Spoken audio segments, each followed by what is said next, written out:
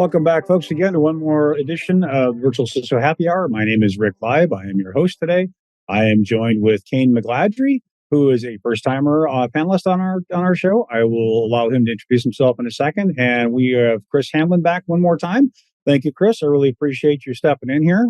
Today's topic, before we get into introductions for everyone listening, is privacy, right? How do we guard our privacy? How do we guard our corporate policy privacy, our personal privacy? We're going to talk a little in depth on this subject today. This is the last week of the Cybersecurity Awareness Month, so that's why this topic came up. Anyhow, so my name is Rick Lieb. I'm the Chief Information Security Officer for Access Point. I run our virtual CISO practice as well. So I've got 35 years in the business, CISSP, all that good fun stuff. So I am going to let Kane at this point introduce himself. Kane, go ahead. Let's talk to you, who you are and a little bit about you and all that good fun stuff. Fantastic. And thanks for having me on the show today, Rick. Really appreciate the opportunity. So as indicated, my name's Kane. I am the field CISO at Hyperproof. I am a senior member of the Institute of Electrical and Electronics Engineers, otherwise known as the IEEE. I'm actually one of their spokespersons on the subject of cybersecurity. I've been doing this for over 25 years. I like to say that because it might make me sound younger. I'm not sure the amount of gray hair you get from being a CISO. This is my second time I have been a CISO as well. The first time was at a defense industrial-based company where if I'd never hear the term ITAR again or FAR regulation or 7012, I would be a happier person not having to deal with that in my professional life. And like you, I've got the CISSP and all the other usual stuff. And I'm based out of Bellingham, Washington, the city of subdued excitement up in the Pacific Northwest. No Bellingham well myself. Chris, why don't you introduce yourself? Yeah, Chris Hamlin. I'm an IT director for a large international organization with a prior history of IT consulting, specializing in GRC, governance risk compliance, specifically around the ISO and business continuity planning space. Your BCPs, BIAs, DRAs, and all those other fun acronyms. So there you go. Awesome. Alphabet soup day today, man. Yes. That's awesome. Awesome. So I'm going to kick this off real quick. So Kane, with your background, I'm going to ask a few questions. I'm going to ask you to respond. Chris, feel free to jump in and respond after Kane if you need to. I'm going to try to make this as open as I can, open flowing. So please, everybody jump in whatever you want. We will get questions from our live audience potentially. So as we get those in, I will see those on my screen and then I will ask those questions. So real quick, folks, I'm going to kick this off with Kane and say, Kane, how our privacy is critical to our organization and our personal lives, in my opinion. I've got really strong opinions about privacy, being in this business for so long. And I personally feel like we have failed our younger generation because they don't think their data is worth anything. However, it's valuable. So let's talk about company privacy before we get into personal privacy. So what are some of the core principles, Kane, that you believe that we should be following to protect our customer and employee data? What are some of those core principles? Well, I agree with you on there's probably a larger conversation to have about younger generations and their attitudes towards privacy. But from a corporate governance perspective, I really think there's a series of steps that companies can take to really determine where they are on that privacy spectrum. And the first thing that they really should do as a core principle is establish a process for a regular data inventory, but also a minimization effort that they have so that they're really only keeping business critical information rather than extraneous information or extra collection. And I say that because ultimately threat actors can't steal what you don't have. And so if it is not a requirement to have those data, why bother keeping them? But also that leads to like a focused data collection where we really want to limit our data that we're collecting to what we need for business operations or maybe a specific purpose like marketing. And then once we've established, like, here's the sphere of what we need to operate as a business, ensuring that we've got robust security around safeguarding that stored information and really restricting information to those sensitive data to people who only need it for a legitimate business activity. And that, I'm sure later in the talk, we could talk about ideas like encryption or multi-factor authentication as a security control. And then finally, I think all companies really have to be as transparent as possible, sometimes as transparent as legal will allow us to be around how we're handling our data and what we're doing with that. But also making sure that our governance process includes employee training on an ongoing basis. So people understand, like, this is your obligation as an employee to maintain your customers or your suppliers' privacy. Awesome. Awesome. So, can you give some real world examples of how you've implemented or invalidated some of these controls? So, or some of these principles, because validation to me is critical, right? We can talk about it all we want, we can put it in a policy, but if we can't validate it, it's worthless, right? And how many times have you seen over your career, Kane? And I've seen many times where we say one thing, or a company will say one thing, and then we actually do another, right? Or we don't do something. So, could you give some real world examples about how you've implemented some of these principles and how you've ensured and validated these principles are in play in an organization? I used to do executive advisory work before I came to Hyperproof. And one of those considerations was really on the sensitive data that companies have. And the story I'm thinking of was a construction firm. And a construction firm is not exactly a heavily regulated industry. And they had the viewpoint in the world that they didn't have a lot of information that they needed to worry about. And unfortunately, they were a multinational global corporation in 36 countries, I think. And most of their business was done via M&A at this point for actual business growth. And one of the underpinning problems that we encountered there, other than the idea that they don't have anything sensitive because they had all this employee data in not just like the HR system, but it was spread throughout the corporation in places that you might not have expected when we did a data analysis. The other thing that they were running into were data residency laws and the idea that the data actually has to live in a specific place, like under Brazil's LGPD. Anyway, Brazil. Been a minute since I've looked at that one. I remember that it starts with an L, but also under GDPR. And this was just as Schrems 2 had been litigated before we had the new DPAs. And what the challenge that they had was they decided, well, we're going to consolidate all of our data into North America, into Azure data centers in the United States, which on paper, from a financial perspective, sounds great. And they can say, yeah, we've got an employee commitment to privacy, and we've got a commitment to doing privacy for our customers and for our vendors. But then you look at what Schrems 2 said, which is there are really no compensating controls, like a standard contractual control might work, but might not. And knowing that Schrems 3 was around the corner, still is around the corner, actually. I don't think that's gone to the Central European Court of Justice yet. The decision was, well, it's great that we've consolidated all of our data, but now we actually have to move it out to the endpoints, because we can't just say we're going to have it and initially not even treat it as sensitive. But once we got them to recognize you need to treat these data as sensitive and have like controls around it, having to geolocate it for non-technical reasons, I think was the hardest part of that conversation. To understand, like, there is a reason to do this from a legal perspective, not from a business operations perspective, but really to shield against potential future litigation. That's the same thing like China's that forget their CIPD law, I think it is. All data generated in China must stay in China. That type of thing. Here in GDPR, I've done one, so I'm not an expert. One GDPR installation took me 2.5 years to get it done. And still, we had to make a lot of changes after it was done. So there's a lot of legitimacy to what you're saying about the business piece, where you've got to keep the data where it belongs, where it's generated, depending on the laws, depending on the country that's going to HIPAA data in the United States is one example. It's not a law; you got to keep it here. But from a business perspective, you can't enforce HIPAA or high tech outside the borders of the United States. Therefore, your medical data must be maintained within the continental 48 U.S. or in Hawaii or Alaska individually. It's difficult. I understand that. I agree. Chris, have you seen how you are a GRC expert, in my opinion? You've done this forever. What principles that Kane has not touched on would you like to impart to our audience on privacy, on things that we could be considering in our enterprise? So, Kane, I would love to hear from your perspective, from an implementation specifically.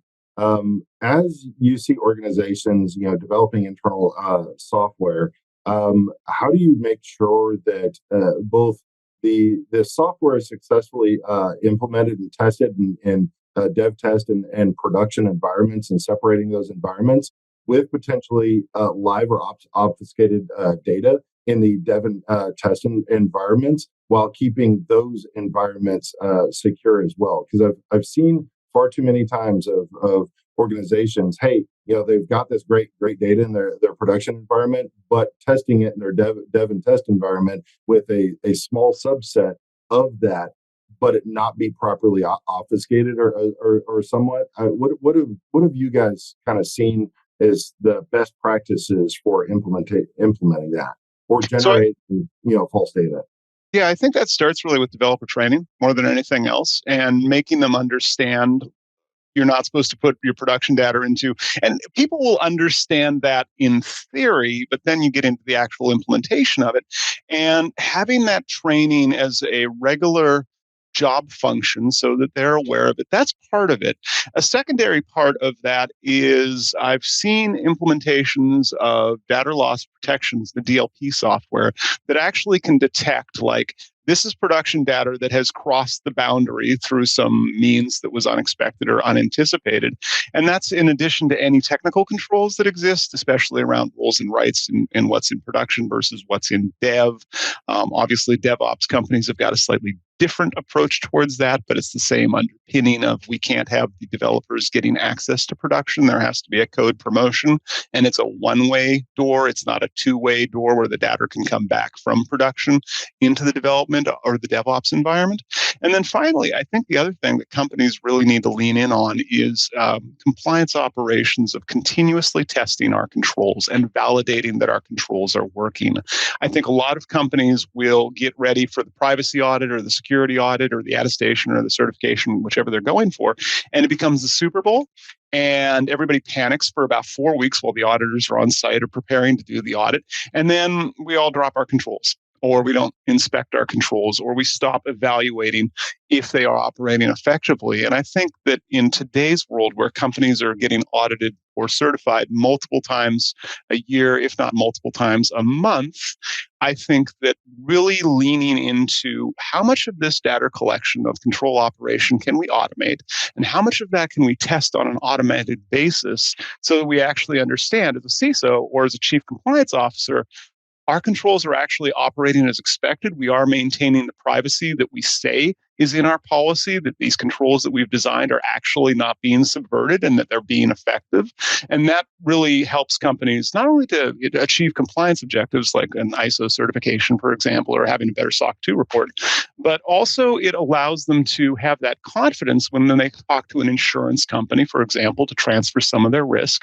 They know their controls actually are operating, right? And they can have a data-informed conversation over, here's what we want to insure against, rather than, well, we kind of sort of, we don't really know how well our controls are operating. That's not a space that I think we can really live in at this point. No, I agree. I mean, the first thing that happens when you go get the cyber insurance and then you make a claim, the first thing they do is they walk in and say, okay, prove to me that you followed all of your controls every single day that you've told us about. Because as part of going through that cyber insurance it's a cyber insurance timeframe to actually collect all the data and get your insurance policy. They ask you for all of your audits. They ask you for a lot of controls. And they ask you for your policies, and then they ask you to prove that you follow them. So you've got, like Kane said, you're panic mode 4 weeks, 5 weeks ahead of time. Okay, here you go. Here's proof.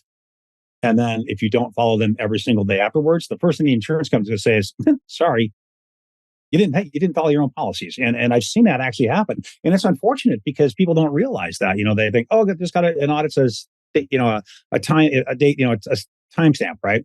And so we're good here for the next year. And you really not. You really need to prove this every single month internally. You just have to, because otherwise you're in trouble. Plain and simple. But we also have to do that in a way that is not going to really encourage more dissent or unhappiness between the classic audit team and the classic security or privacy team. Because I think a lot of people who became audit professionals never thought their job would be to follow up with A about B and follow up with B about C, where they become project managers who are ultimately chasing people for evidence of control operation. And I don't think that people who got into a job for doing security or for doing privacy thought that they'd be spending their days sending Excel spreadsheets and sending screenshots or whatever other evidence of control operation. Like, that whole thing, computers can copy files, right? I think we've established that for a while now.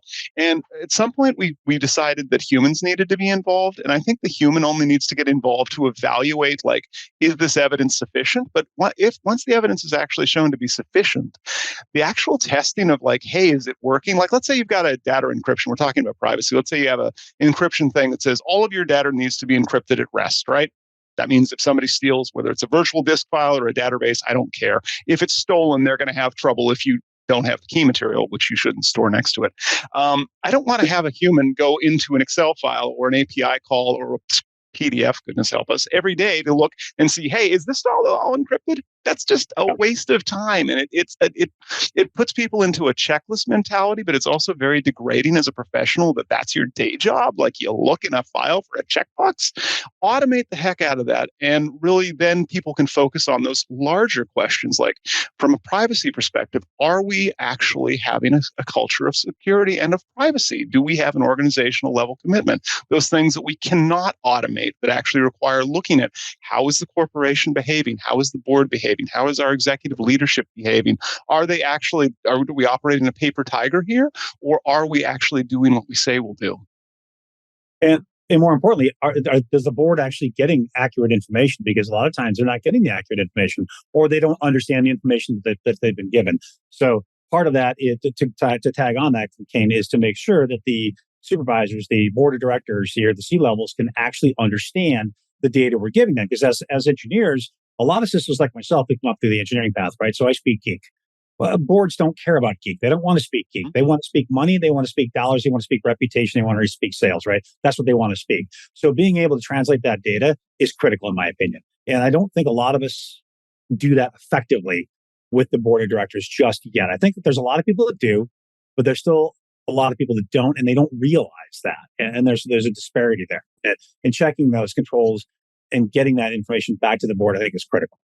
Yeah, and the unfortunate thing that's led to, from those of us who've come from a technical background, and I fit that description, we have created this false narrative that there is such a thing in the world called cyber risk. And I would posit there is no thing as cyber risk. It's a fiction. There is business risk. When you look at a result of a cyber event or a breach, we don't talk about, like, some of us talk about the technical fiddly bits, the board, the executives, they don't care. Right? You look at like what happened to, I don't know, MGM or Caesar's Palace recently down in Las Vegas. People did not talk about, let's talk about the technical fiddly bits of a third party breach of like some identity provider. No, they talked about people who couldn't get into their hotel rooms. They talked about the people who couldn't use the casino's ATM machine. We talked about effects. We talked about monetary damages, $100 million and counting. Right? Those are the things that regulators focus on. Those are the things that boards focus on. And I'd say for any CISO watching this, like, if you want to know how to effectively communicate your value to the business, find out what are their KPIs, their key performance indicators. What are they measuring executive performance on? And then tie everything you've got to a KRI, a key risk indicator, which is often a lagging indicator, but occasionally they're leading indicators that can then show, like, hey, these things you care about, here's how I am managing my sphere of risk associated with that, which you can take into the rest of your organizational telemetry as appropriate, right? As opposed to, we got 100 million attacks this month. And they go, what? Like, I think we've been presenting a lot of actual, like, factual data to them that they just don't care about. Nobody needs those facts. I agree, 100%. Chris, you jumped in. Yeah. So as you were talking there, obviously you said a whole lot of things, but there was a couple of things that kind of jumped out at me. One specific thing, as you were talking about automation, right? What type of best practices have you seen organizations implement as far as automation for data classification? As we're talking about policies here, for the data all the way to the endpoint, we're talking about the actual files and determining whether or not those files should be classified as different types of secure data, whether it includes PI or PCI or those type of data in it, and making sure that, hey, someone copying said file onto a USB drive or emailing it to personal spaces and so on and so forth. Ensure that we're able to track and continue to secure that data when it leaves the premises of the originating organization. So I really think that There's a lot to unpack here. So I think that at a very high level, first of all, let's talk about data classification. The minimum you all should have is public, internal, and sensitive. And I say that because people go like, what are the labels we should have? Okay, let's start with the basic three and then see if we need to get more specific. And public, that should hopefully be obvious. Like, it's on your website, right? Or it's something that's available to everybody. Internal is going to be maybe your employee emails, stuff that's only available for employees, not for the general public. And then sensitive is going to be anything that could be, I don't know, PII, PHI. It's going to be confidential. It's going to be something that's harmful from a regulatory or litigatory perspective if it's exposed.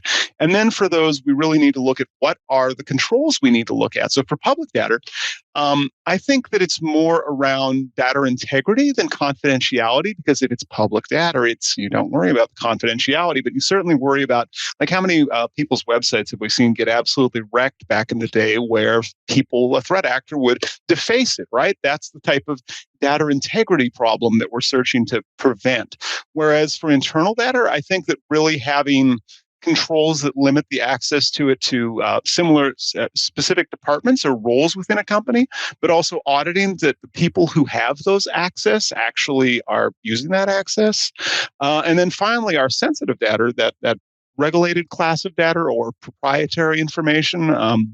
When I was at a defense industrial based company, like, we had a lot of plans for stuff that I, as the CISO, did not want to see. I don't need to know what that assembly is. I really do not care. And it's a risk if I know what it is. So don't show me that, even though I'm the CISO, the person in charge, right? I think we need to additionally, beyond those roles, we have to have things like strong encryption. And that's encryption of those data, both when they're in transit as well as at rest. And if possible, when in use, we're starting to see some actual practical implementations of that, at least in financial services. But then we also have to have things like step-up authentication. Like, if I am accessing those data from my normal workstation at a normal time of the day, I don't need to be double authenticated. But if I am suddenly connecting through, I don't know, Germany, and it's on an Android phone that's never been seen before, I think I need to get additional authentication beyond that. And then from a strategy perspective, companies, there's a lot of DLP vendors in the space. I think ultimately pick one that covers the majority of the types of data that you're using and the type of applications that you use.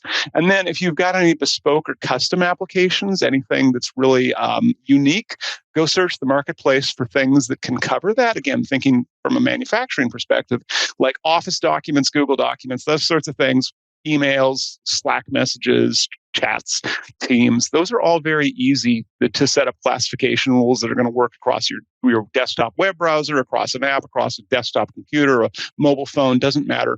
When you get into those more edge case ones, like electrical diagrams or circuit diagrams or manufacturing assembly plans, like, that's where you actually have to go look and find, where else can we have, what other vendors actually cover this weird janky file type, so that we can protect that. And then the final thing is, like, don't do a big bang approach. It's tempting, but it also tends to result in big bangs, which generally upsetting in practice.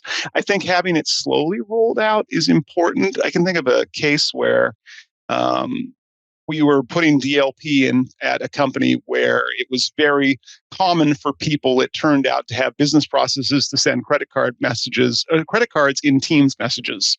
And the only way we found that out was by just dropping it in a monitor only mode. And it's a valid use case. The EA, the executive assistant for the director, or the VP in that case, was like going to buy lunch for the team. And it turns out that was just there was normally getting the director's credit card in the Teams message to say, yeah, this is approved, use my card. I think that you have to set a sensitivity filter for, like, maybe one disclosure of this in this venue. That's fine.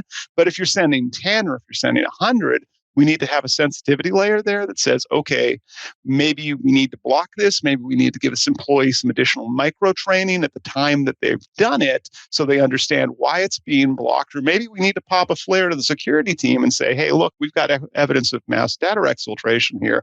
Going to be a bad time. Go check this out. Excellent. So, as part of the DLP, that's something I've been trying to figure out for years, and I still have yet to figure it out.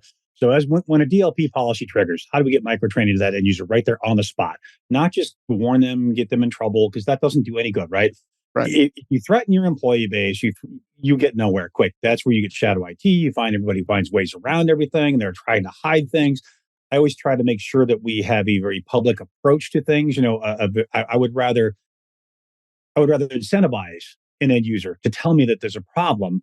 Or if, oops, we sent that and DLP flagged it up. Okay, let's train that real quick. Let's notify the security team. Let's make sure that we don't do this again, but not in a negative manner, right? Because we can't do that. So as part of that, I've been trying to figure out for years, how do we do that with DLP and trigger policies to micro training? I still haven't figured that out. Have you found anything decent along those lines, McCain? Have you been successful in that area? Yeah, but it's very product dependent. And I don't want to endorse a specific product or solution here, but I'd say that becomes an evaluation criteria to determine if it flags something. Is there the ability to deliver micro training to an employee to allow them to know, hey, you've violated the policy. Do you want to continue on with this? Because maybe it is a valid, legitimate business purpose. Or should we actually block it and let them know, please don't do that again? But I think that's the other thing that has to really happen there is good communication with the management team so that managers can understand, like, here are the employees that are regularly violating this policy, that are regular out of compliance with this policy where they're getting flagged a lot. And then before you go drop the ban hammer on them, go find out what they're doing. Because often what implementation will miss is the concept of a valid business process that just, somebody janked it together. It made sense at the time. And now it's the backbone that your company happens to run on. And you go, wow, that's no way legals looked at that. No way security's looked at that. Because there's a lot of this stuff that happens. And it's not just shadow IT. Sometimes it's completely baked in vendor processes.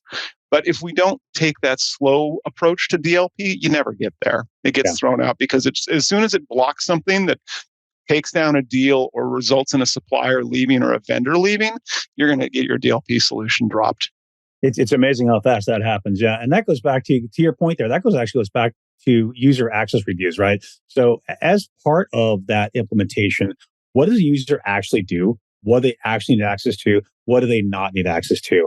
And then when it comes to sensitive things, now we got to start pimming them in, right? So one-time access to that data, right?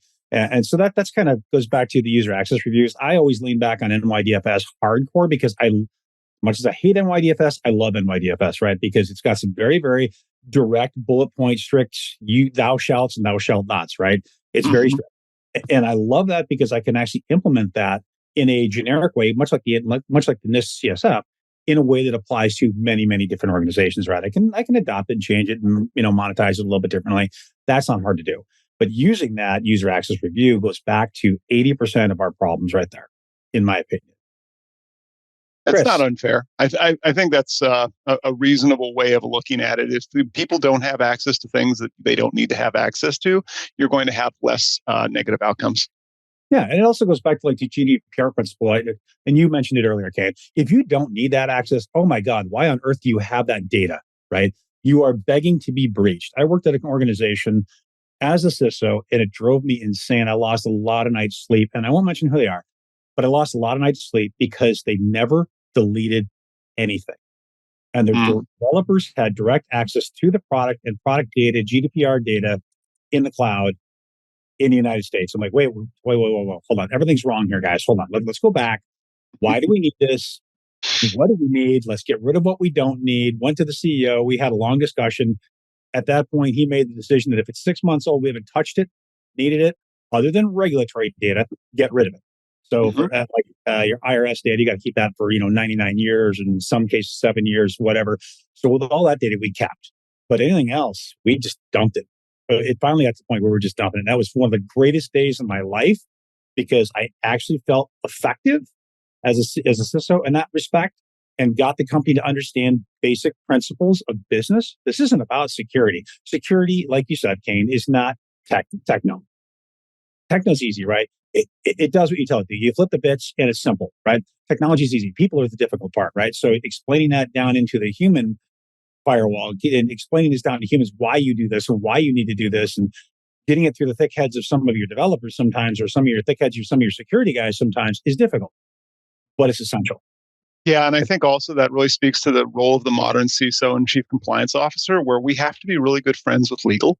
And I Yes. say that because if you're not talking to your legal and also to your chief financial officer, having an effective data retention schedule or data disposition schedule, depending on what you like to name that document, that becomes a real impediment to progress. And if you think about something if you're dealing with post breach litigation, right? Which is something I do not recommend anyone does. It is just as fun as it sounds. One of the questions that's going to come up from discovery is, okay, so you've put in a legal hold, right? So what can we get our claws into under discovery? And remember that facts are always going to be discoverable. Opinions are not necessarily going to be discoverable.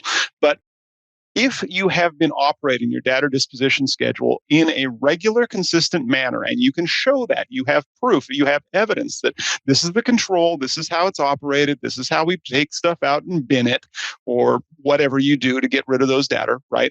Provided you've got that record, it results in a much narrower scope of discovery than if you've been doing it kind of loosey-goosey for when you delete stuff. Because if that comes up in discovery, you're going to have a bad time because they'll ask, well, did you delete anything that did not necessarily, that could have been an opinion, could have been a fact associated with this event or breach that we're dealing with.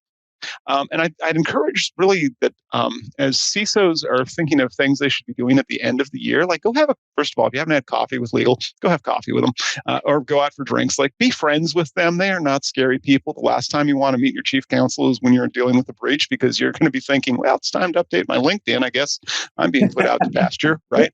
But also, go through your incident response plan and make sure that there's clear demarcation of when does legal get involved. And I personally like to see that as early as possible in there.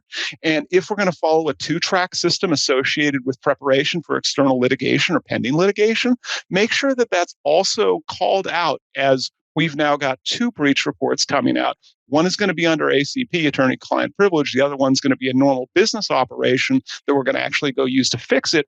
That one is all the facts. That one has prevention of additional discovery by having that legal hold in. And the other report that's being produced exclusively for legal, that doesn't go to anybody. Like maybe the CEO gets a complimentary copy, but that's about it. Like that data does not transit throughout the rest of the corporation. Yeah, I like that you touched on that because I've always worked with legal hand in hand. As a CISO, my job is to implement policy, right? It's to help create policy, help them to understand their risk, the business risk, not their security risk, their business risk, right? Understand that, put that in writing, and then work with legal. What can we actually defend, right? Because that's really what it boils down to is what can you defend? And legal, I always allow legal to take the lead, and I always follow their lead because the reality is no matter what I say or do or what my staff says or does, legal's got to defend us, plain and simple. They've got to defend us, right? And now that we are getting into the age of where board members and CISOs are starting to look like we're going to be criminally charged, this is even more important to make sure that you work with your legal team to make sure that we are definitely following the board's direction. We're following legal directions. We're not missing some stuff. It's critical, in my opinion. So it's something I've always done. My last chief legal officer, he and I got along great. We went out, like you said, Kate, we went out and had beers. It was great.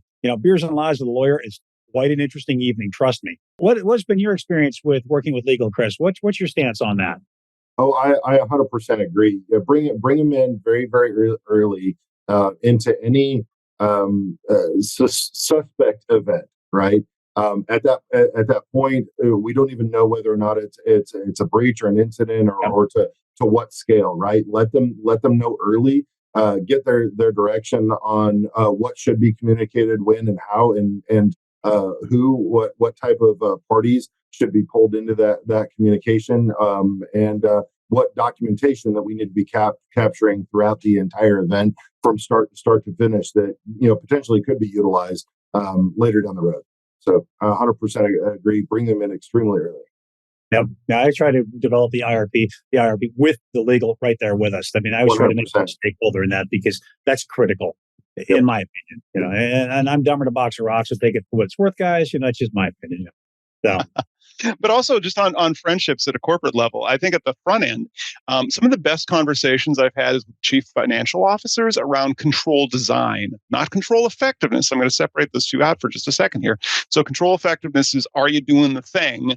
control design is, does the thing make sense? And I say that I like to partner as a CISO with CFOs because they've been dealing with Sarbanes-Oxley for over 20 years, right? And Sarbanes-Oxley's got that interesting clause where you can get sent to Club Fed, which is not a good time for anybody. So they've been really nuanced in thinking, how do I make this control both operable but also effective?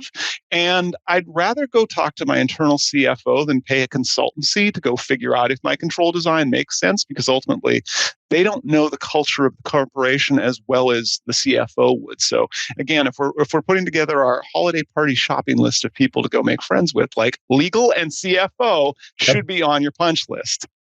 Yeah. Well, CFO also because they control the money, right? So you and I can develop any plans, business plans that work great. We can secure the company, but if we can't afford it,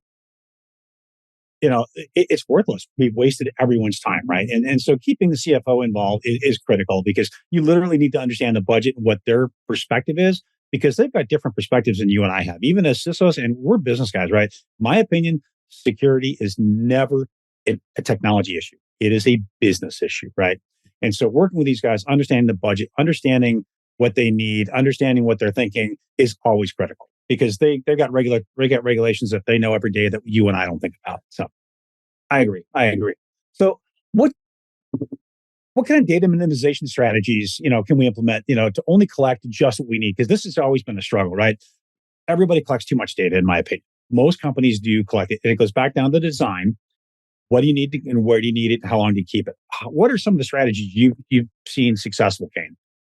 This is going to feel initially like a consultant answer because I've done that before. And it kind of starts off with a gap analysis. I know that's a terrible thing to say. See also consulting background.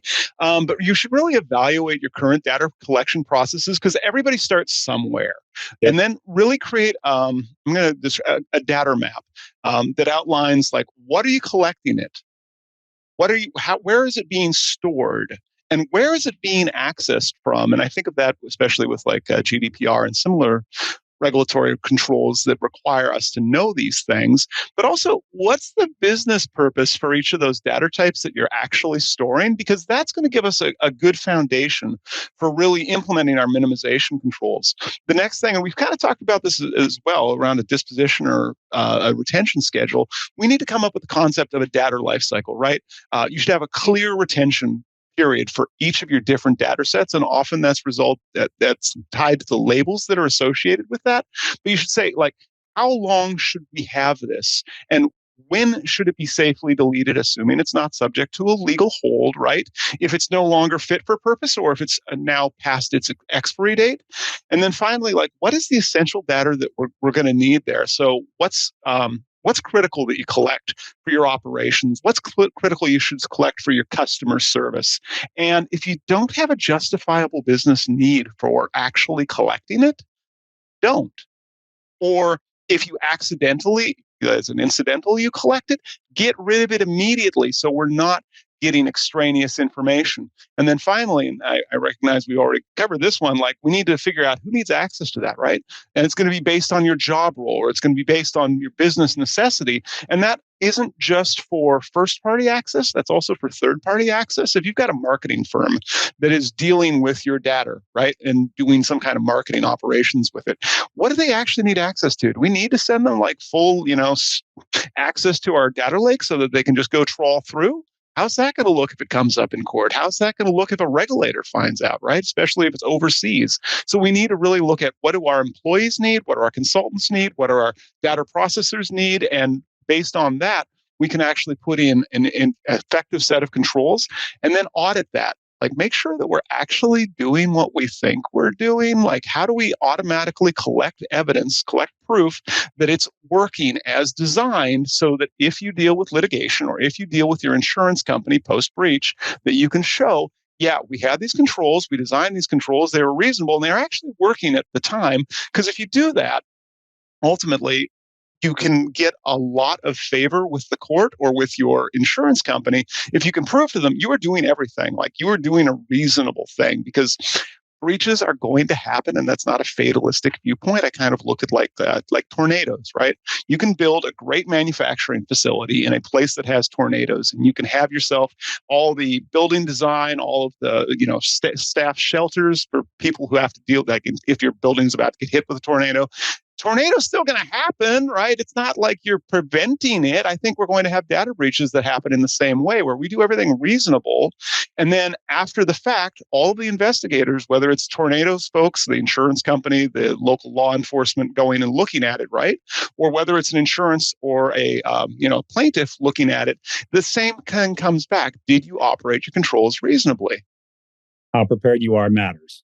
Yeah. Absolutely. And then proving that. Absolutely. Awesome. So what privacy training is required for software developers and IT professionals, in your opinion, Chris? Yeah. So the biggest thing for me still is that data classification piece. Folks understanding and both the business creating those policies around the data classification, and being having our staff trained in understanding as to where those that data resides, so that we can create technology and policies around that data classification.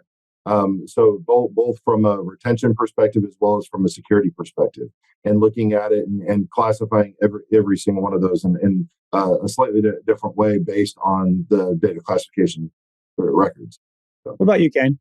What privacy training You is know, required for software developers and IT professionals do you think we should be considering? in addition to what Chris has laid in there, I think we should also have secure coding practices, right? Like training on how to actually write secure code, and that can focus on common things like SQL injection as well as cross-site scripting. But also, I think it's how do you test for that? Because it's one thing to say, yeah, we're doing secure coding practices. Are you actually evaluating that? Like, what do you have for static code analysis? What do you have for dynamic code analysis? And finally, what do you have for configuration management to make sure that you did not just, stand up the new service and then misconfigure it so that it's still not secure?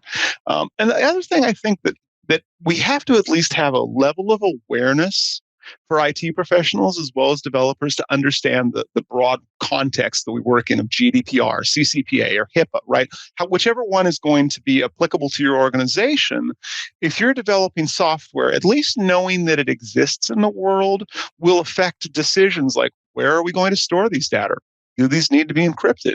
Do we need to obfuscate these, or do we need to tokenize these data, or can we just, bin them as they are?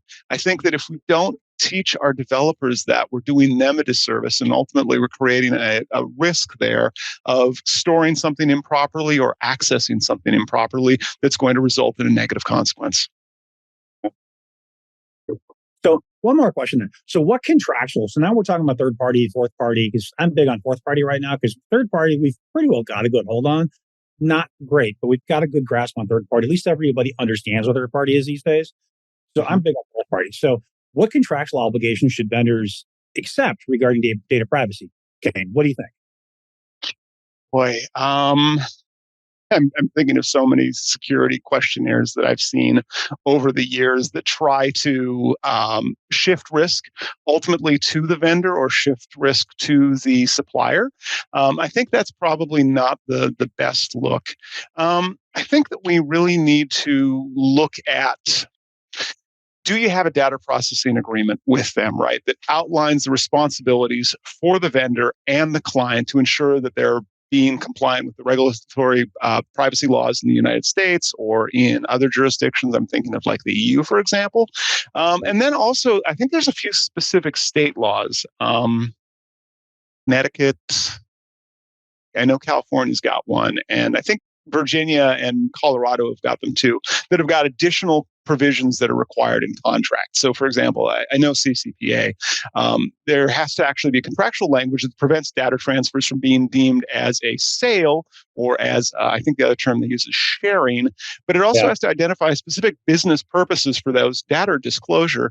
And then if we walk over to the GDPR, right, the contract has to be fairly specific, like it has to have subject matter, duration, nature, and the purpose of the data processing. It also has to outline, like, what are the types of the personal data that are involved, how you're categorizing your data subjects, and then the obligations and rights of you as the data controller.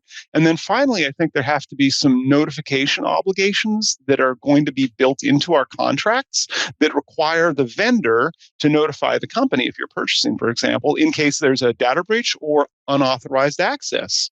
But I also think vendors have to be careful here in taking on independent notification responsibilities unless that's specifically required by law, because sometimes, like, we don't want to be sending our purchasers like one person accessed one record accidentally, right? I think there needs to be a scalability thing there. And also, if there is a legal requirement for notification, we absolutely have to respect that. So, sort of, go ahead, Chris, jump. I was going to say, I got a couple of things that just popped into my head as you were discussing there. Specifically, as we're going in and looking at the initial vendor contracts, the data ownership. Do we as our organization own that data, or does the third party actually own the data?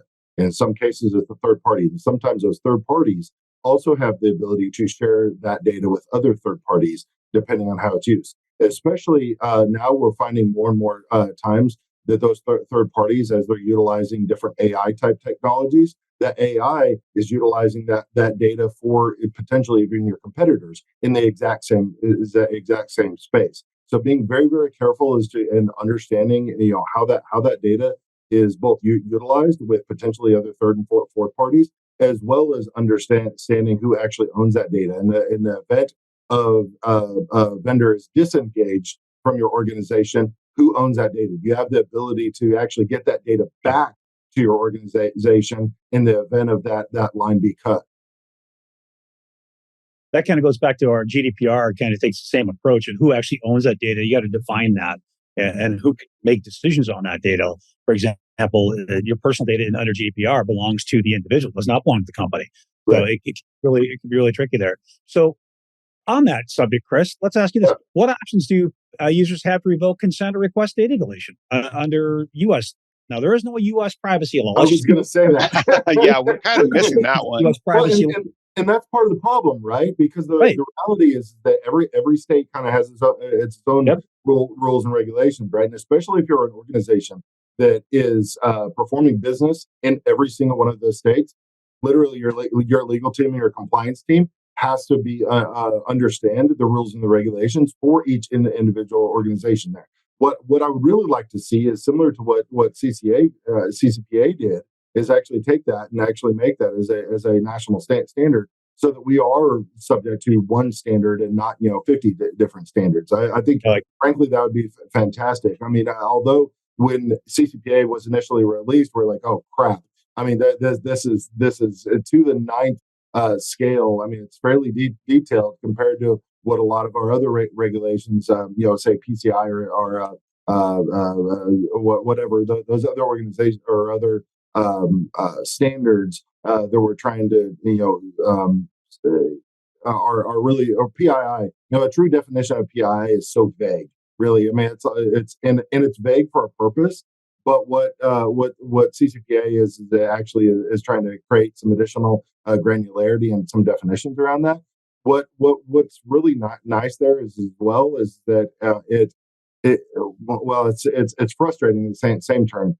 A person owns the data can make a subject for request for data deletion with any organization, right? Implementation of that though is very difficult, and I'd love to hear Kane's responses to as this is very new to organizations, and we're depending on the organization and the subject for compliance of that. How do you see organizations tackling the approach for data deletion or data obfuscation for those types of requests? I think the most successful companies in this space here, and I'm going to commingle my answer. Part of this will be as a private citizen. So I think the companies ultimately that are transparent about the data that they're collecting and how they're using that, and making it not buried in a 17-page privacy policy that ain't nobody going to read, or a click-through EULA, which nobody's going to read.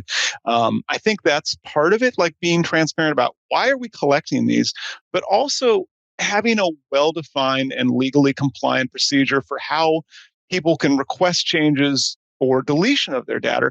And that also has to be accessible, and it has to have specific requirements. Like, if you really want to engender trust with your customers, having a process to confirm receipt of a deletion request within, I don't Yeah. know, like a week or 10 business days, or responding within 45 calendar days as required by the CCPA, for example. I think that really is necessary. And then, speaking as a private individual, not as, representing a company here, I regularly go delete all of my personal data off of things. And I will say there are some companies out there that do a really good job of communicating. Here's how you can get your data deleted from this. I'm especially thinking of like data brokers, which I have no love for, but also individual companies where you once had a commercial relationship with them, you no longer need the account. How do you delete your stuff? Right. If you've got that well defined, it's going to make it easier for your customer support team, because they won't be dealing with me asking them how to do that, or other people who really do care about that. I think California has made some progress now with their data broker laws, but without a national standard, again, it becomes very patchwork for companies to actually respond to these and plan for them effectively at scale.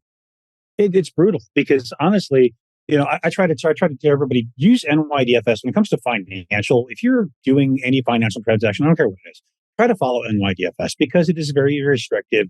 It's very directed. It's very thou shalt not. And if you're going to deal with data privacy, or any personal data, try to follow GDPR the best you can. Even if you don't have a European audience, it doesn't matter, because if you can get to these levels in your organization, you're going to be in a much better position from a business risk, right? You don't have the data, you can't get breached, right? If you encrypt the data, who cares if it gets released, right? I've got a healthcare IT background, healthcare CISO background. I don't care if I get breached because I'm already breached, in my opinion. But everything that's important is encrypted.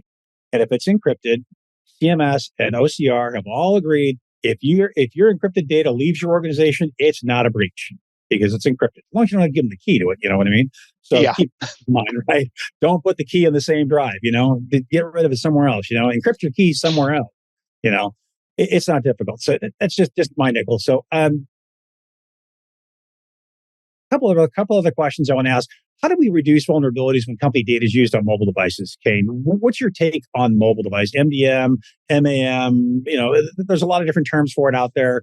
A lot of people, since COVID hit, we're working from home. I'm working on my MacBook right now. As a matter of fact, I own this MacBook, not the company. So what's your take on MDM or mobile device management with privacy? How do we approach that? How do businesses approach that problem? I think that really it comes down to, is it an employee device or is it a corporate owned device?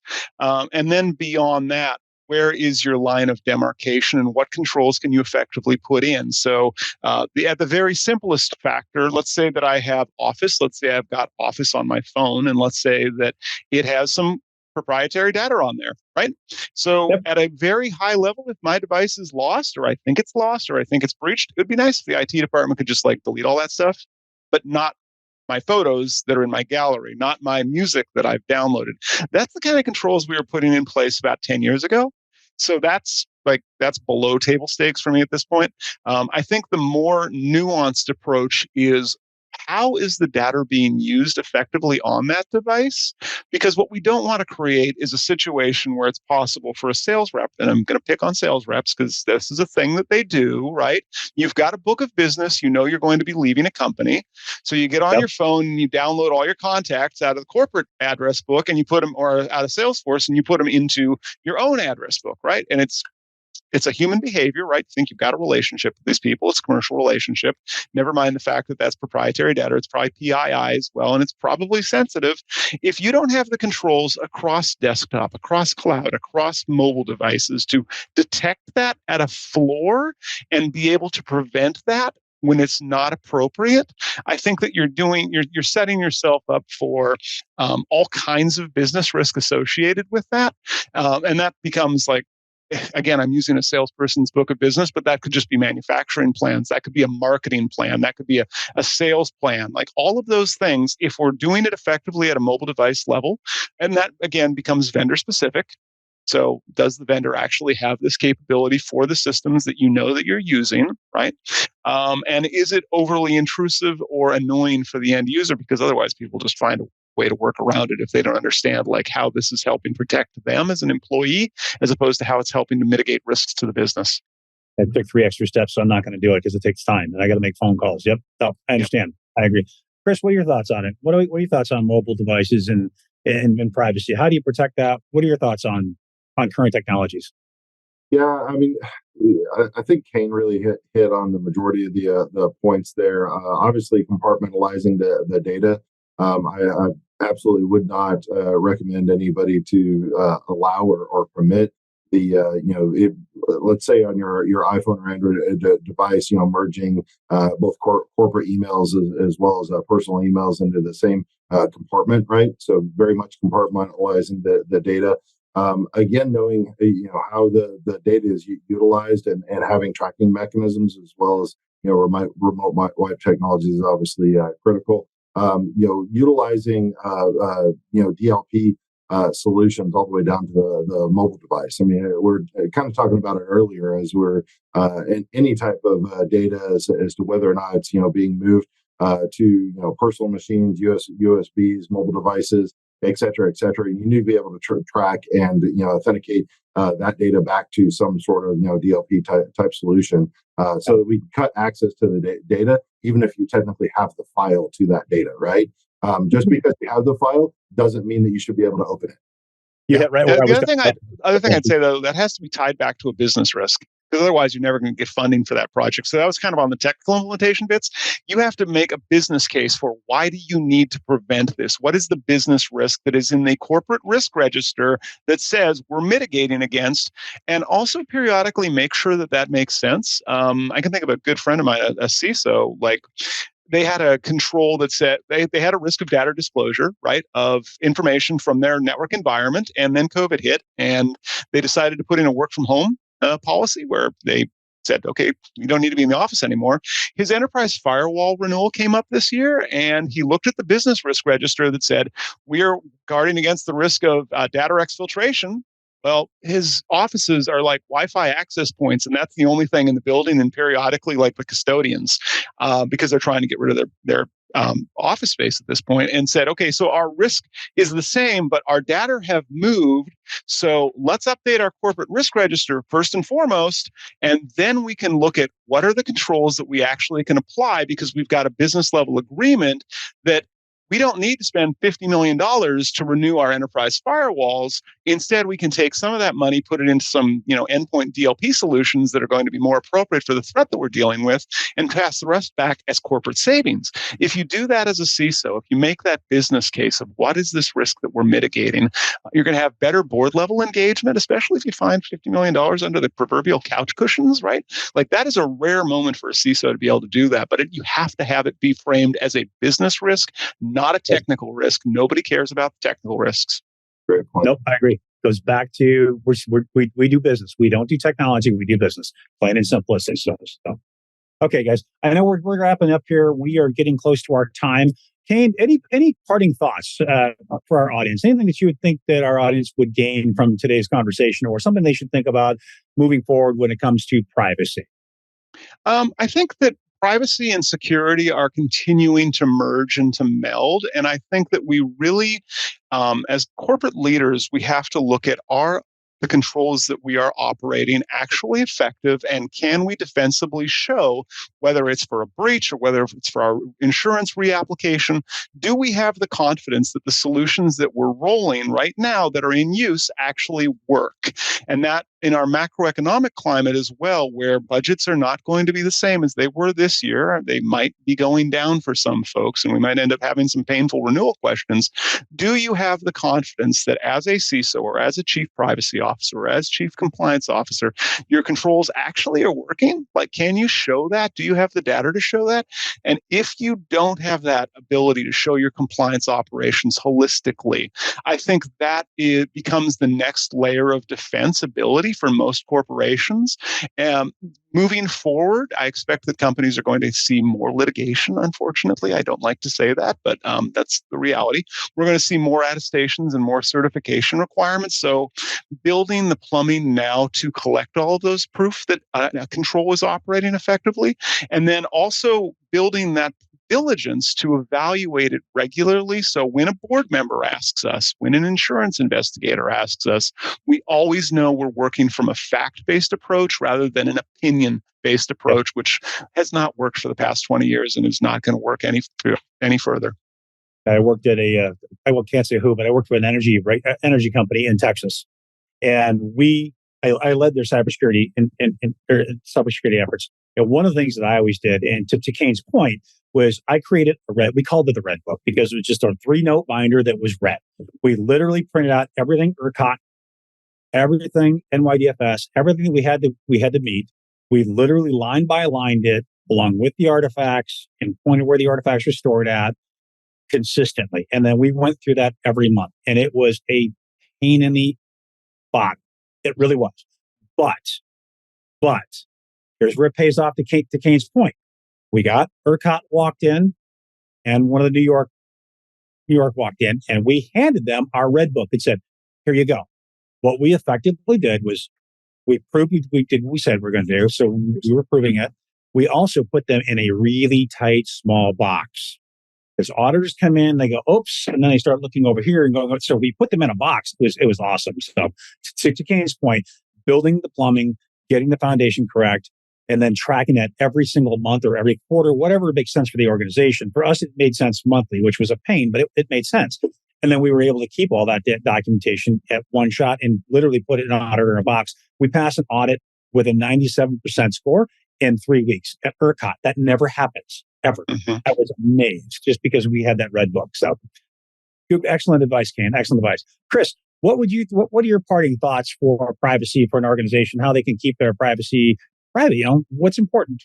Well, I still think everything goes down to, in my opinion, everything goes down to personnel. That's still where your weakest link is. So it's creating policies and communicating those policies, as well as not just sharing the documents, but also creating training around those policies so that folks know not just what to do and what not to do, but also the whys behind things, so that they're actually thinking from a privacy perspective, as well as being open to change as the organization continues to change and develop over a year basis. That you're constantly looking at those and communicating the modifications to those policies and practices and procedures, different standards that the organization should be practicing on a year-to-year basis. So. Yep, I agree. Yeah, sales guys are notorious for getting around. That's why I try to make friends with the sales guys, because I learn all the ways to get around things, because they're the ones who are going to do it, because they just want to make a buck, Somebody throws a dollar down, down the hallway on the fishing lure. They're going to be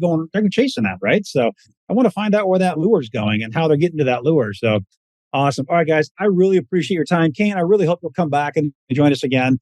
Chris, same thing with you, man. I appreciate your time, last minute notice. I appreciate that, and I hope you'll come back again with us. And folks, thank you very much. If you have any questions, follow up with us, and we will definitely get those answered.